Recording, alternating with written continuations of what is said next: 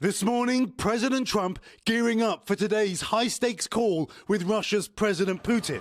Trump striking a confident tone yesterday. We're going to see if we can work a peace agreement, a ceasefire and peace, and I think we'll be able to do it. Putin says he supports the idea of a ceasefire, but his conditions have included guarantees Ukraine will disarm and not join an alliance, which would leave Ukraine vulnerable, Keir says. And the White House is talking one-on-one with Russia about Ukrainian territory and assets. Zelensky last night accusing Putin of prolonging the war to gain more concessions.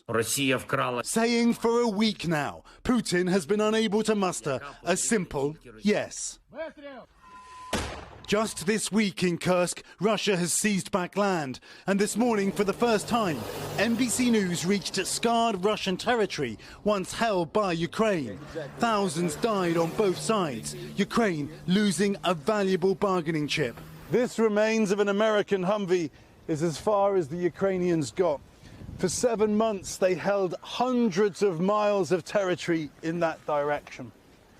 It was all for nothing. Vladimir, who didn't want us to use his last name, is a Russian military volunteer. Ukrainians have destroyed Russian villages.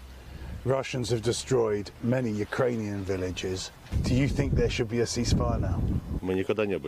Every war is terrible, he says. We don't need this. The US doesn't need it.